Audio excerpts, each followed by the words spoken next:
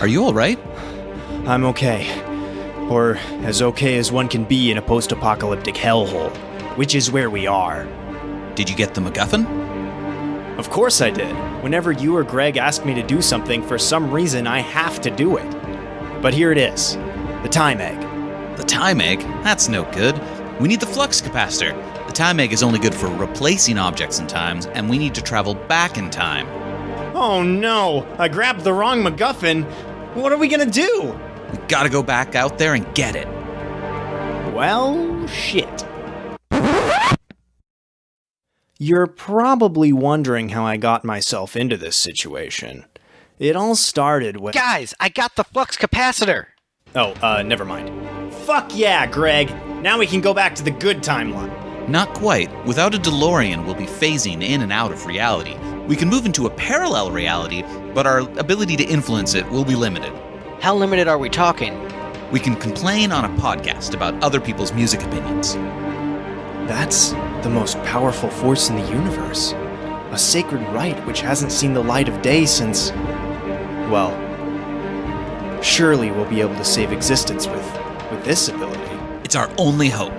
If we can fix the ranking in this podcast, we can save reality and return to the good timeline. The good timeline. The one without COVID, civil unrest, and the Trump presidency. The timeline where Sonic the Hedgehog becomes the highest grossing film of all time, and it wins every single Academy Award, and is universally considered to be the greatest art cinema has ever produced, because every single song on the soundtrack is actually from the R.E.M. album Accelerate? God damn, we need to get back! So what's this podcast that needs correcting? It's our Kiss ranking podcast, ranking the entire catalog. We need to make sure the absentee votes are counted. Unlike America. I knew we couldn't count on the post office in the 2020 election. Greg, we emailed you the rankings. It's your fault for not counting them. Look, now isn't the time for blame. We need to head back into the past to save 2020. We need to make sure we count the votes of all former guests who bothered to turn in rankings for the entire catalog. Whose votes still need to be counted? Billy Business from Screen Junkies and Hot Takes with Billy Business, Kimchi Chris, Lee McCormick from Tramps Like Us, a Bruce Springsteen podcast, Matt Porter from The Kiss Room, Nick Jones and Chris Lathrop from Pot of Thunder, and Craig Cohen from Slycast, a Sylvester Stallone fan podcast. Without the votes from those podcasters with incredibly specific niches, we won't have a true and honest representation of what truly are the best Kiss albums. We need to go back and fix this, because that's the dumb premise for this bit.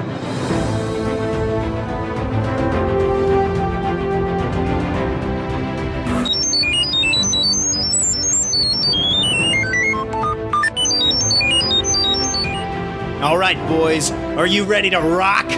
Something Something Christine 16 is a terrible song. Let's do it!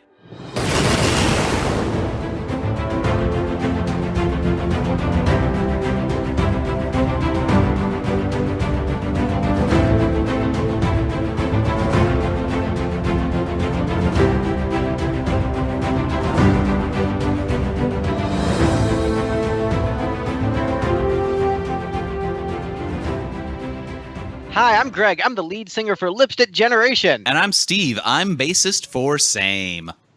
And welcome to the Lipstick Panel, the finale of Season 1. Folks, you made it. You found it. You made it to the big epic finale of the Lipstick Panel, where we have gone through every Kiss album in order to make Steve listen to it because he's in a cock rock band and didn't listen to Kiss. Them's the rules. You do cock rock, you have to know every Kiss album. So, Steve, you did it. How's it feel? You made it. He's so excited. I went through while I was putting together my ranking for this episode, and I picked out like the 12 or 14 good songs, and I added them to a Spotify playlist. So there are several Kiss songs. They're like, maybe I'll listen to these on purpose again in the future. Oh, shoot. He made a Spotify playlist. Hardcore fan. Hashtag hardcore fan. I had an existing Spotify playlist of various other, era-relevant musicians that I added them to. Hashtag hardcore fan. Steve, fully invested in the Kiss Army at this point. Speaking of fully invested in the Kiss Army at this point, Victor Krause is on this episode. What? Victor, you listened to every Kiss album. You made it. You found it. Yeah. I listened to every Kiss album over the various decades I've been alive as they were coming out. And then, and now I listened to them again just to make sure I had the order correct. Man, that's awesome. Victor Krause, the hero, the biggest Kiss fan in the world on this podcast. How could we get his availability? Somehow we made it work. Hey, speaking of people who are totally busy and have a lot going on, Gavin Wallace Halesworth. This has been my busiest year on record. I just can't seem to get off the damn road. It's just, I've been to Europe twice this year. My band has done 3 separate runs of the U.S. It's just been a busy fucking year. But, somehow you made time for this. Somehow I made time to put every Kiss album in order from best to worst. You read these Wikipedia articles where they describe a band as being hardworking in their early days by doing 200 shows in a year, and Gavin's over here like 200. That's for cowards. We do 6,000. Damn right. It's like 18 a day. Yep. Oh, man, but speaking of people doing a ridiculous amount of shows, Jamie does 19 shows a day. So Jamie Donnelly from Be Quiet, Shout Loud, back on the show, showing up all of us. Thank you for finding the time to do this episode in between shows you have today. So thank you so much. Don't worry about it, chaps. I think it's really important that you have, an Englishman on the podcast. I think it's important to get that aspect. But I've also got a KISS clause in my contract, all spelled with a K, obviously, which states that regardless of the amount of shows that I have in a day, I have to come on and remind people. I have to enter into discussions about how Dynasty's actually a great album and not a flying turd like people like to pretend it is. So the KISS clause contract later on in the contract is probably only referred to as it does not get abbreviated. Speaking of awkward transitions, Nick Walsh. My whole life has been an awkward transition. Zing! But man, I can't believe you had availability today too. I mean, just all these people with these crazy busy schedules. I can't believe we got all these heavy hitters in one place to talk about Kiss. To be fair, we're in like 4 places to talk about Kiss. This is 2 continents. This is being done by a non-sponsored video conferencing software. Yeah, so thank you so much, Zoom, for hosting this podcast. We're just going to edit in whoever gives us money there. We want to thank or Google whoever Hangouts. gives us money to mention their opposition because we didn't record it very well. Like Microsoft is emailing us to be like, yeah, we really want you to call that a go-to meeting because it sounded like garbage. Here's $1,000. And we would fly in the words go-to meeting there. Well, yeah, So as long as it sounded bad, it would make your case. Right? Well, don't worry. This podcast will sound great. The highest quality only on the Lipstick Panel. Yeah. The highest quality Google Hangouts recordings. So, yeah, typically, you know what? If you're listening to the season finale as your first episode, welcome to the show. And we're going to do something that's completely not redundant. We're going to go around the panel and talk about our history with Kiss, because we haven't done that ever on this show before. So you know what? Let's start with Mike Walsh. Mike, what is your history with Kiss and general thoughts on the catalog with a K? Catalog with a K. Kiss. So I became a fan in the 90s. It was kind of like around the time of the reunion, although I wasn't even really fully aware that the reunion was going on. Life was different back then. Internet was more primitive. I wasn't plugged in 24/7. So Psycho Circus was my first new Kiss album. Since I came to Kiss fandom in the 90s, I feel like I have a different perspective. Then again, we're all kind of in that boat on this panel, at least in terms of age, where we weren't there in the 70s, soaking it all in. So I'm a lot more in favor of things like 80s Kiss and stuff that a lot of 70s purists hate.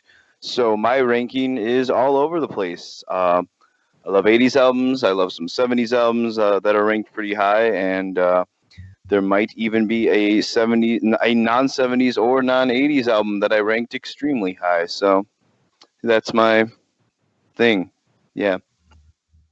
And Jamie, how about you? What's your thoughts on the catalog and history as a Kiss fan? Yeah, well, the first new Kiss album that was released during my fandom was Sonic Boom. So I got to see them on that tour, and they changed. As cliche as it sounds, like they completely changed my life, because I thought, you know what, I want to be a rock star, and I'm still trying my hardest to do that. I think, like what Mike said. There's some great albums in the 70s. There's some great albums in the 80s. There's some great albums in the 90s. As far as I'm concerned, there are redeemable features on every album they ever released, even Gene Simmons. Gavin, I see you laughing. Are there redeemable features on every album? And what's your history, sir? Yes, I will say that there are redeemable qualities on almost every album. There's one in particular that I think is inexcusable. But I got into them. I was 8 years old. It was 1996. Right at the reunion. They were my first concert on that reunion tour. I was in the 12th row at the San Jose show, and it blew my mind apart. I had no concept of what encores were at that point, because I was only 7 or 8 years old. And so when they finished the show and they hadn't played like Detroit Rock City, Beth, Rock and Roll All Night, I remember thinking, wow, the show, I can't believe it's already over. And I remember saying, because I went with my dad, and I remember saying that to my dad, and my dad said, oh, wait, just keep clapping. And then they came back. And they're like Tinkerbell that way. That's why I forced my band to do encores to this day. But especially when you're the opening band on a bill and you're pushing all the others. Exactly. 5 or 6 encores, all within a 30-minute set. Mandatory. Yeah. The next band is like just standing there with their guitars ready to take the stage. We're like, hold on. They're still clapping. We're going to go back out there. We need to play Beth in Detroit Rock City. But all the fans are there.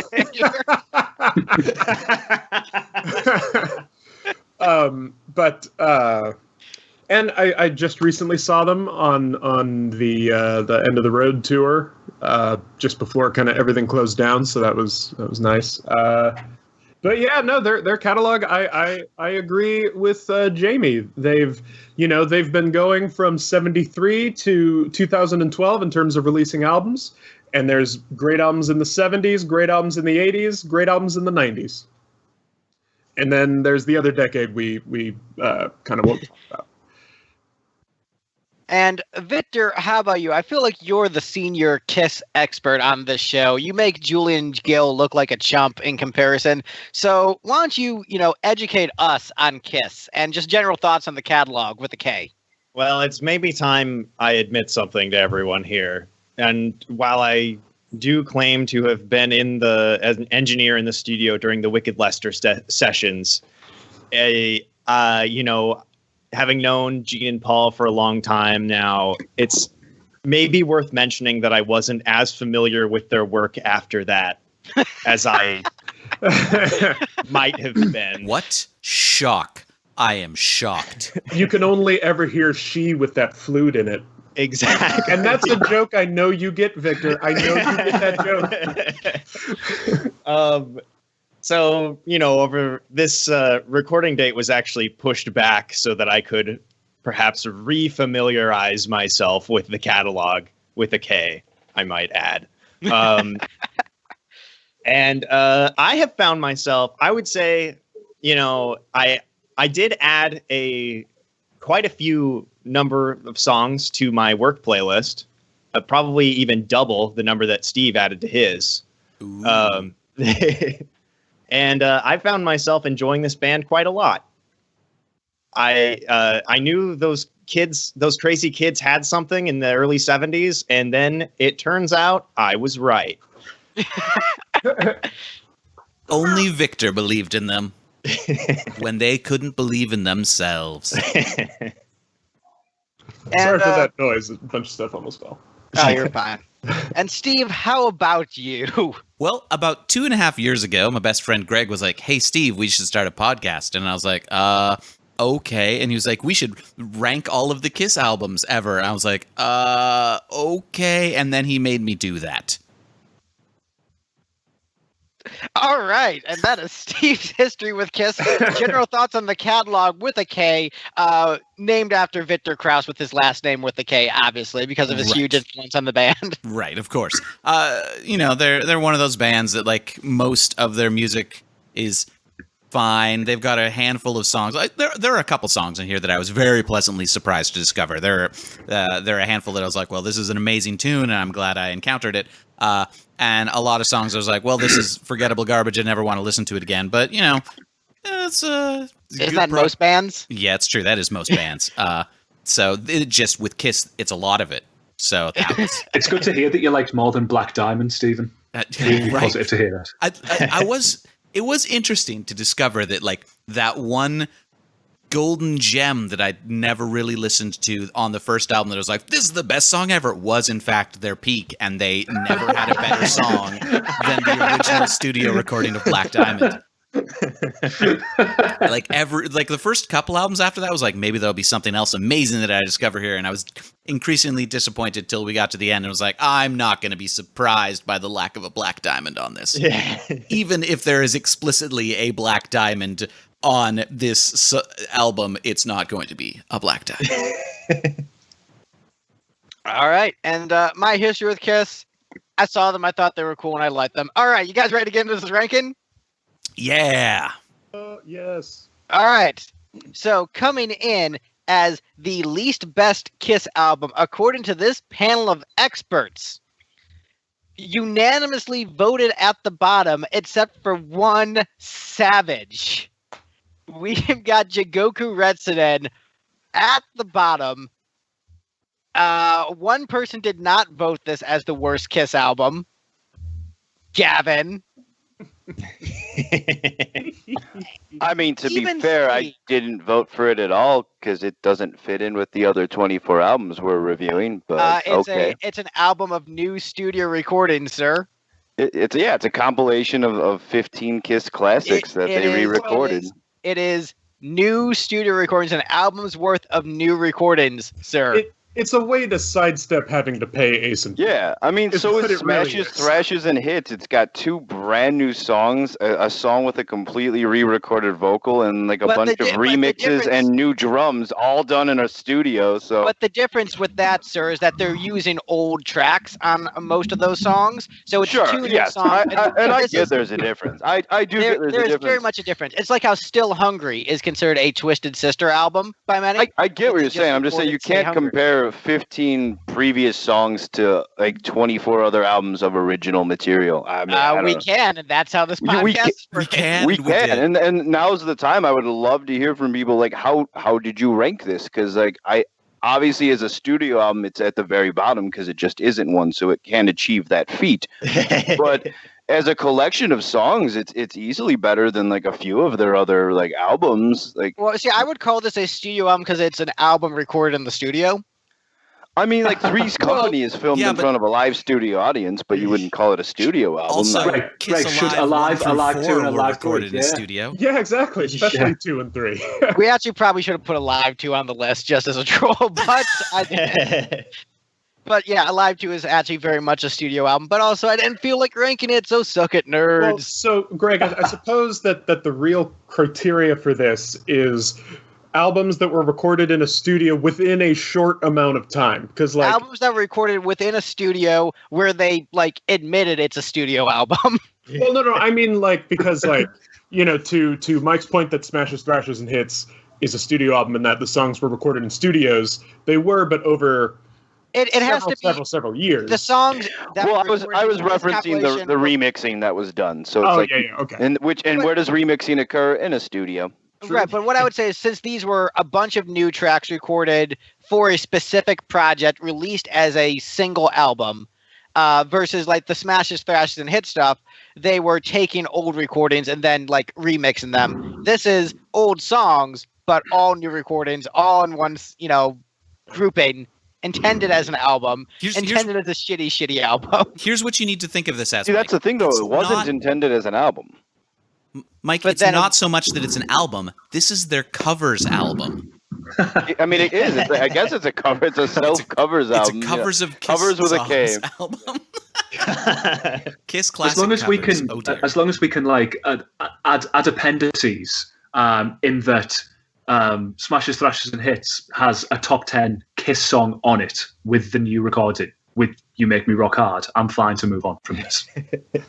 I mean, as long as we can all accept that "You Make Me Rock Hard" has the greatest pre-chorus in the entire Kiss catalogue. I mean, yeah, I actually 100% agree on that. I don't know if the entire song is... You know what? I'd say the entire song is great. I think "Let's Put the X in Sex" is also great. But yeah, that is the best pre-chorus in the catalog, easily. I mean, "Let's Put the X in Sex" is one of the best narratives in the Kiss catalog, so I would definitely rank this one higher than bottom. I mean, "Let's Put the X in Sex." "Living in Sin" from Gene Simmons. At the Holiday Inn. Yeah. but yeah, Victor, you remember how Jigoku Red Stood and Broke Me. What are your thoughts on this being at the bottom of the catalog? So one thing I wanted to make sure I could say about this album, and I had a feeling it was going to come up quick, it was that, Greg, you said something towards the end of the Jigoku Retsuden episode, and I thought I would echo, this album is also worse than my childhood. But my childhood was a lot better, I think. So that's not as big of a surprise. But it's just something I thought I'd throw out there.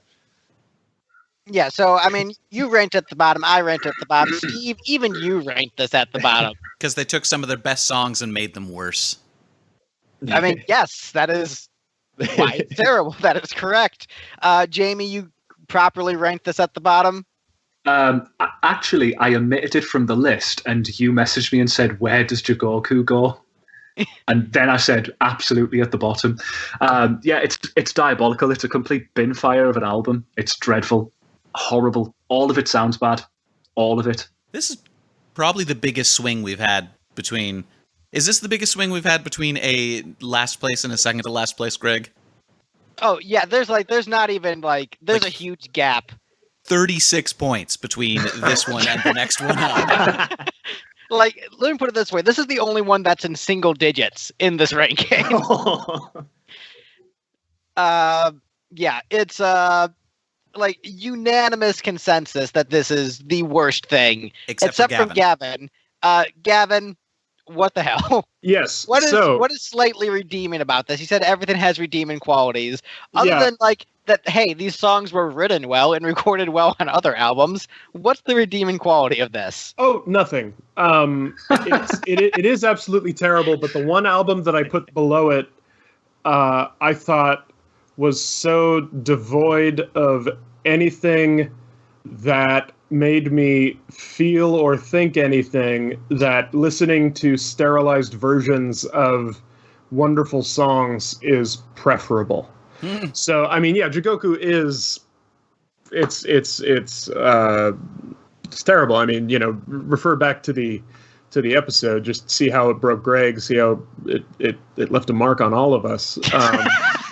I did not listen to it for this ranking. I mean, I knew immediately, because initially I had it at last. If you had listened to it, you would have put it at last. The only reason you put the other album last is because you didn't bother to re-listen to this. If you had actually re-listened to this, you'd be like, you know what? This is the worst thing Kiss has ever done. Well, no, and you know what? Cut off Eric Carr's health insurance. I side with I. Joke about death. Oh my God! I side with Jesus Christ. I side with Chris. You side with Lathrop. Jesus Christ? That's a good choice, Gavin. No, but Chris Lathrop from Pot of Thunder, who recently, in the most recent episode, when they were talking a little bit about Jigoku, and he said that he thinks the vocal on Forever on Jigoku is a little better. And I'm going to go ahead and agree. And you know what? Chris is a friend of mine, and Chris is absolutely full of shit. That is the most... He calls me Hot Tate Troya, and he thinks that scratchy Paul Stanley, barely able to keep it together, 2008 era, is better than Paul Stanley 89 in his prime on Forever, that is bullshit. That is absolute bullshit. He calls me Hot Take Troy. That's Hot Take Lathrop. That's bullshit. I'm sorry. Wow, that just isn't as punchy of a name. It isn't as punchy. That's probably why the nickname didn't stick. That's CLBS. Lame Take Lathrop? No.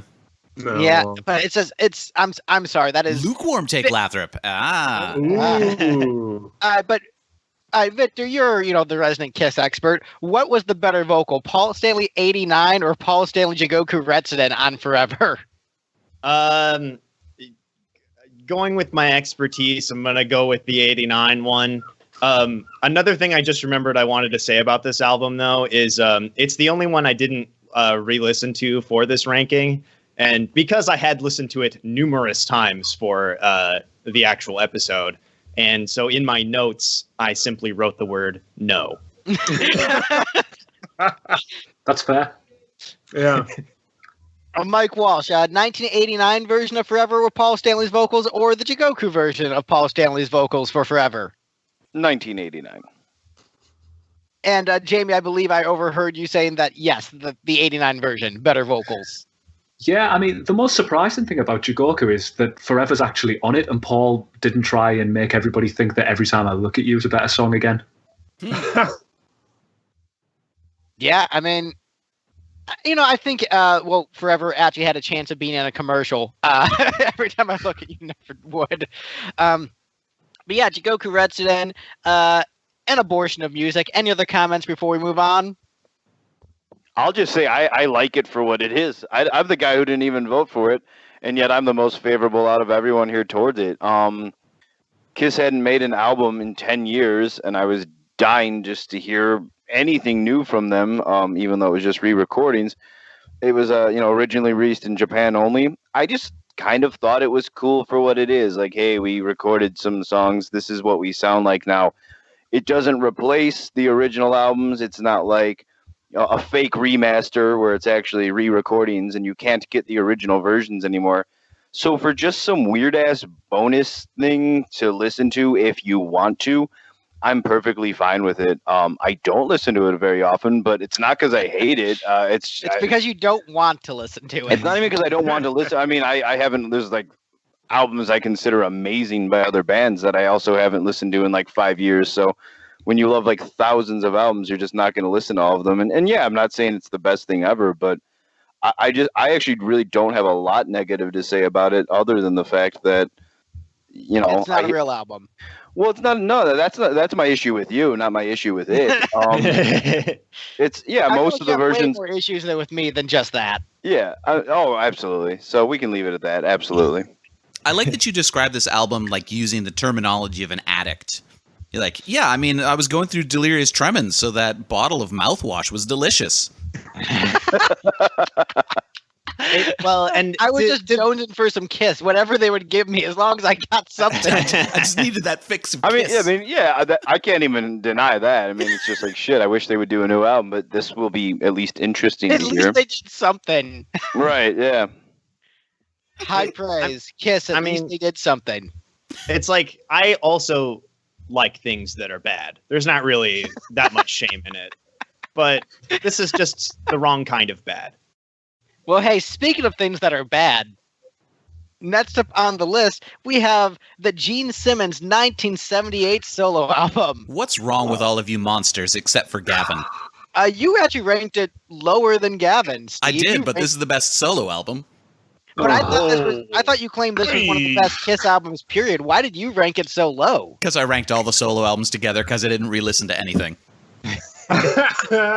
Also, upon re-looking at my notes, I didn't remember anything from this album specifically, so I was like, well, maybe it wasn't that good if I don't remember how any of the songs went. Well, When You Wish Upon a Star. Other than, When You Wish Upon a Star, which, as I recall, I ranked that near the bottom, didn't I? Well, yeah, because, you don't like happiness in music. No? But, so Gavin, you ranked this the highest, 17 points for Gene Simmons 1978. Look, okay. Is it a good album? Kinda. But I wager that this is the most ambitious of the 4 solo albums. Absolutely. It's the most ambitious. That's fair, yeah. It's Gene really making an attempt to step out of the kind of cock rock world and do other things as well. I mean, there's a fair amount of like See You in Your Dreams Tonight. And also, how dare you disrespect the album that has Burnin' Up With Fever on it? That is an incredible song. It's one of Gene's best riffs. I think that like it's so good. Yeah, there are some clunkers on this album. I admit when I listened to it, I generally only listened to the first half. But I think it was Gene trying to spread those little wings and spread those little wings. I rated this in terms of just the 4 solo albums. I put this second. I put this above 2 other of the solo albums. And that's how math works. Yes. Yeah. And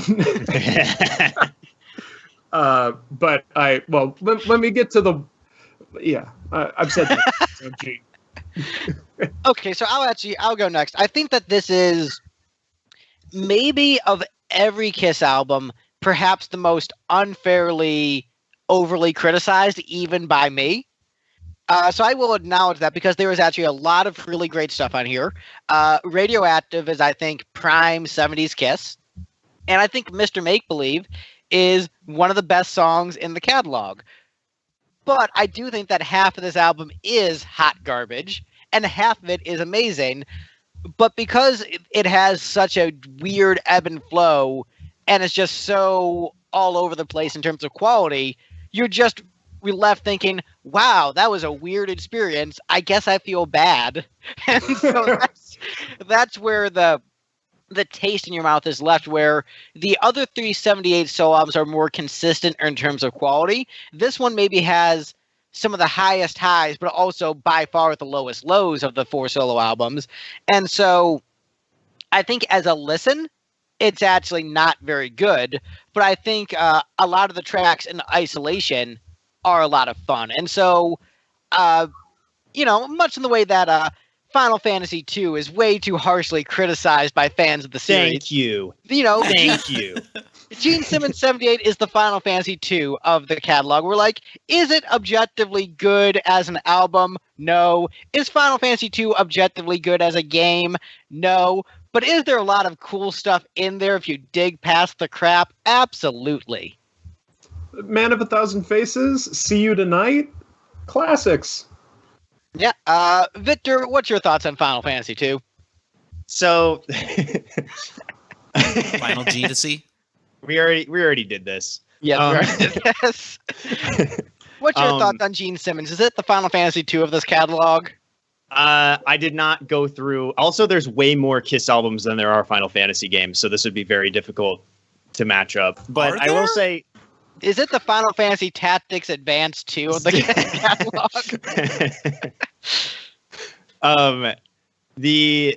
This album I also am like, I think is mostly good. I think it's kind of on the line in my personal ranking of like where the albums start to become bad, but I still think this is above bad. I do appreciate that it's better the song, than bad. It's good. Yeah. It's only bad for a little while. Man, this brings back a lot of memories. Yourself, Pops. I think the most amusing thing to me is that he wrote a song called Radioactive, and the only thing that the actual word radioactive does in that song is have that many syllables, as the song is not about radioactivity or in any way relating that to a relationship or anything at all, which I think is just really a solid example of Gene Simmons' songwriting.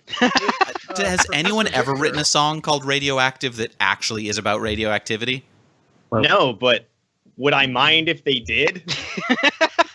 Which, Victor, I asked you as the resident Kiss expert, Remind me who Gene Simmons wrote Radioactive about? Who was the she that he keeps mentioning? Spider-Gwen. Yes. Spider-Gwen, also known as Cher, but Cher. most people know her. So, No, really, he correct was answer. dating Cher at that time. Okay. Yeah. I knew that. No, he dated Spider-Gwen. Cher's just like Yeah. her nickname that only like the diehards refer to her as. But yeah, this one has a lot of like really good songs. Like Mr. Make Believe, I have in my notes here has the riff is Big Vic energy, as it is just two very closely related chords back and forth. I like that a lot. I may have brought that up before, but yeah, I think I have a generally positive view of this album, and then it's like as it goes on, like each song just has more and more questionable choices. Which Like sometimes adding a third chord. yeah. You're like, what is Like, this bullshit? why would you do that? You only need two. But I think I still come away having a mostly positive experience. And considering how many albums there are and where I put this one, I think that speaks more to the strength of the catalog than to the strength of this album. But yeah, I would say I'm generally positive on this one, actually. Was it what you expected from Gene Simmons as a songwriter? Yeah, and well, on top of that, piggybacking off of what Gavin said about sort of the ambition of it, I was very impressed with like the opening couple of tracks, just how big they are, and that was really cool. And then it goes all over the place, which is another thing that I like. It's just that the songs aren't all consistent, which does speak to Gene as a songwriter. And Mike, you actually put this the lowest. So why do you hate Gene Simmons? Why do I hate Gene Simmons? I don't know. I mean, I agree with a lot of what you said, Greg.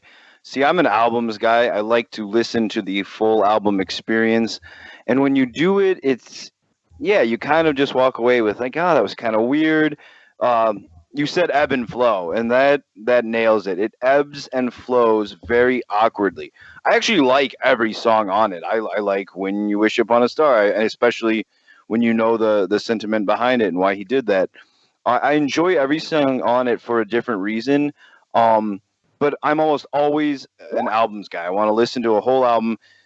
In the case of Gene Simmons, it's actually one where I would prefer it more on like an all Kiss song playlist shuffle and get all of those songs randomly, like with 10 other songs in between. So I mean, almost every other Kiss album is a lot more fun than this one.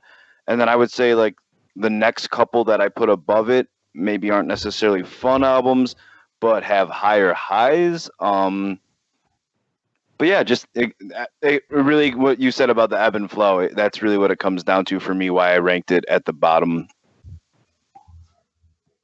All right, and Jamie, how about you? How does the Gene Simmons 78 album make you feel? Does it tighten your pants? I see what you did there. That's great. That's an inside joke that only people who are monitoring the chat will get. Yeah. For all of those people who just listen to this podcast, they won't understand. But I currently have the most uncomfortable pair of pants on earth on, because That's you have a massive erection talking about the Gene Simmons 78 solo album. This is the radio-only format. Why are you even wearing pants? Well, that's what I'm gonna go rectify. Yeah, as a true glamster, and I'm actually the person that influenced Peter Criss's cock size as well. These are just kind of like the uncomfortable positions that you end up being in. So after I give my opinion, I am going to go and change them pants. So thank you for that. What's funny is one of the listeners, a friend of mine, Baz, who comes to see our band a lot, he started listening to this podcast.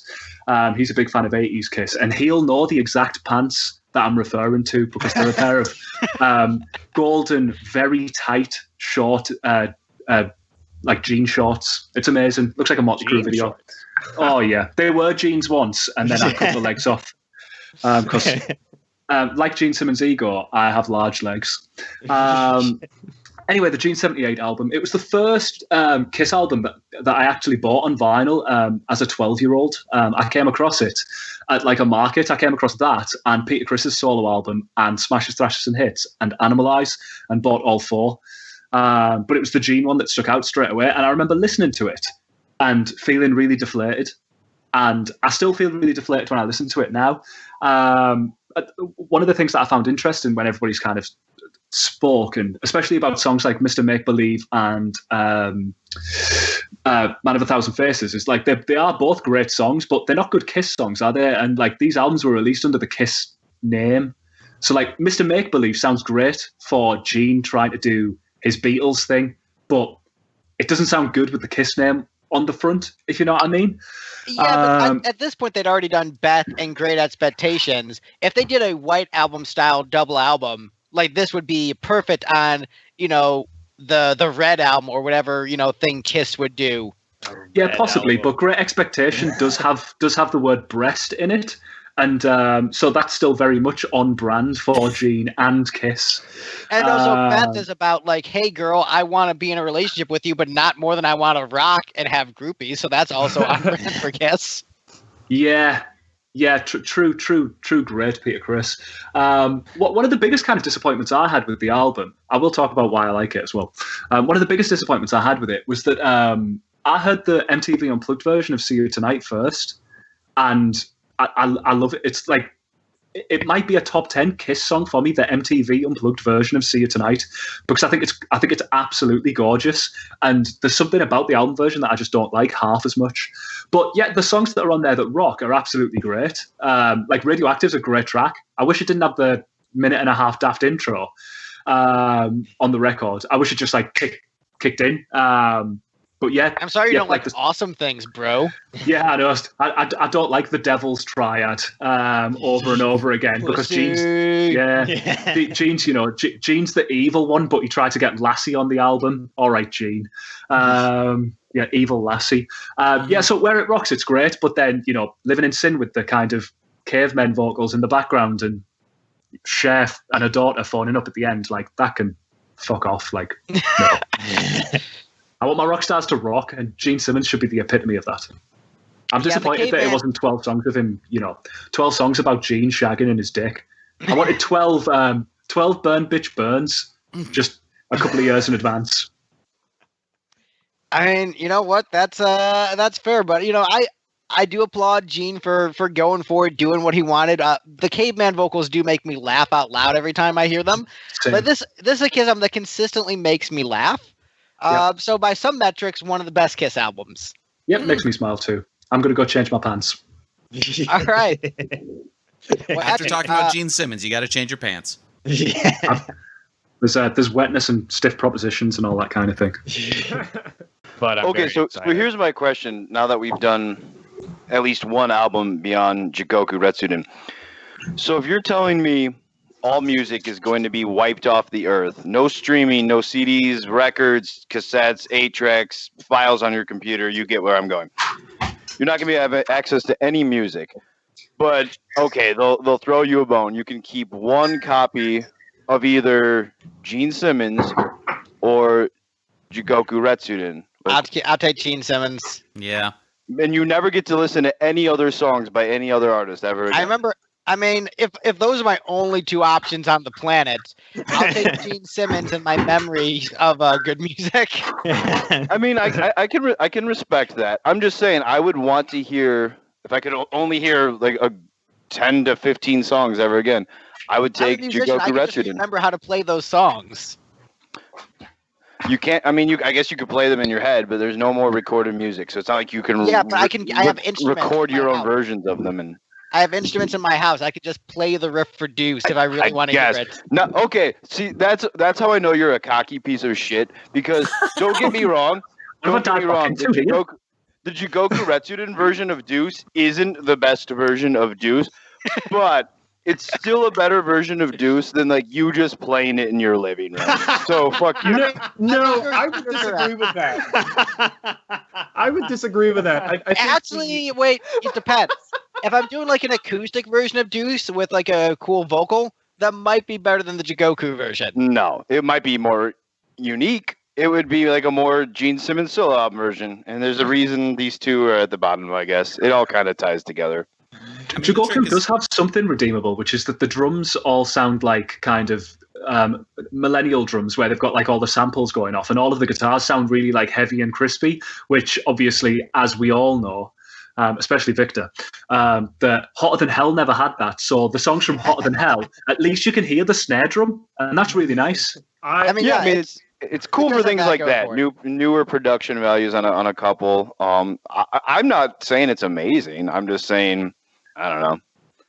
Well, here's the thing. Okay, so here's why I will give you me with my guitar and Gene Simmons 78 versus Jigoku, because all I'm left with Jigoku is just like bad recordings of songs that I like. At least on Gene Simmons 78, some of them are good recordings of songs that I like. Versus with my guitar, I could play those Kiss songs that I like and songs by other artists. Like with Jigoku, all I'm going to be doing is wishing, like, man, I wish I had the good versions of these songs, and I'll just be upset that I live in a shitty post-apocalyptic world where the only CD left is Jigoku Retsuden. At least with Gene Simmons 78, like, I actually like this recording of Mr. Make Believe. If I remember rightly, I didn't revisit Jigoku because I know that it's my dead last. Because as a protest, I didn't even want to include it. But I've been vocal about that. But I do think, from memory, I do enjoy a couple of the Gene vocals on that. If I remember rightly. Well, yeah, I mean, that's why I don't think bad performances is fair. In most cases, inferior to other versions, but like, I wouldn't call it bad. I mean, things are like. I think Gene sounds great, but the big issue is that, as we all know, Paul's voice has been shagged for a period of time. So as soon as they're in the studio, and this doesn't seem to get talked about on many podcasts. I don't know whether people kind of can't hear it as well as others, or whether or not people just don't want to talk about it. Kiss fans might be tone deaf. Well, not tone deaf, but perhaps. Oh, hello, Arthur. My cat's just interjecting there. He's having a protest because I'm not tickling him. But from 2008 onwards, 2007, I suppose, when Jigoku came out, if you've got Jigoku, Sonic Boom, Monster, Paul's voice is auto-tuned to death. Mm-hmm. Like, it's so bad. But there's clearly kind of like, the old stories from the 80s with the music videos where Gene and Paul would be over the director's kind of shoulder, being like, make sure we both get equal screen time. It's a similar thing on Kiss records where, for those of us that have... Which I'm assuming that it's everybody. It's like, Victor goes without saying because he's the biggest Kiss fan out of a lot of us. But, we've probably all seen Kiss on the End of the Road tour. Mm-hmm. And Gene sounds fucking great. Gene still sounds great. Paul's obviously got the canned vocals helping him from time to time. And when he kicks in, he doesn't sound good at all. But on these new records, Sonic Boom and Monster and Jigoku, Gene's vocal gets the exact same treatment as Paul's. And he doesn't need it. Damn shame. Yeah, he doesn't need it. Yeah, it's. I mean, I don't know if you'll want to bleep this name out, but on the Three Sides of the Coin Facebook page. Steve, you're still recording, right? Yeah, I haven't stopped anything. Cool. Then I'll leave this in. You'll get people talking about the inevitable Paul's voice argument, and it is just amazing how. So many people like to believe the narrative that no, he just randomly just before this tour started regained so much of that voice that had been torn up, and so I think with stuff like the auto-tune, it's beyond a lot of their not comprehension or understanding, but it's outside of the realm of what they are willing to accept from Kiss. Yeah, I mean, I tried to explain it in a Kiss-related forum when they were on about canned vocals, and kind of the joke is the vocal smoothing pedal, isn't it? That's like the joke that goes round. Yeah. And people stating that he's definitely miming 100% and all of this, and I try to explain how it works because as somebody that it's my day-to-day gig. I know how track layers work for live production, and it's that sometimes things will be there is an engineer that is flying things in as and when, and each night it's completely different. When big bands go on tour, they have all of their guitars on backing, because if an amp goes down in the middle of the show, what are they going to do? If your amp blows up, what do you do? Do you go, oh, sorry guys, I know you spent 40, 50 quid on a ticket, but it's home time now because the amp's fucked and the roadie can't fix it? No, they fly in the guitars and you mine for the rest of the night. Backing vocals are thrown in, extra percussion's thrown in, etc. So Paul will have, and I think it is the vocals from Jigoku that get used.